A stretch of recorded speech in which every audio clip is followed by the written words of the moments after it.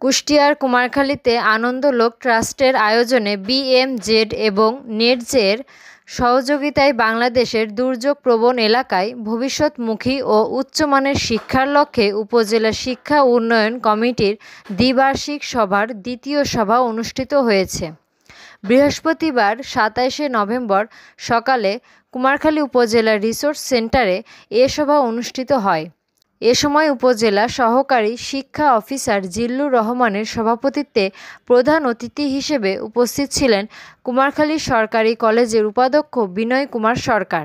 স্বাগত বক্তব্য রাখেন আনন্দলোক ট্রাস্টের জেলা সমন্বয়কারী মোহাম্মদ হিজরত আলী খান।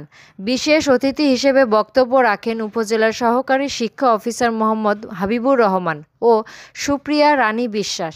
সভা সঞ্চালনা করেন সুমাইয়া আক্তার ও আনন্দলোক ট্রাস্টের শিক্ষা সুপারভাইজার সুদীপ সরকার।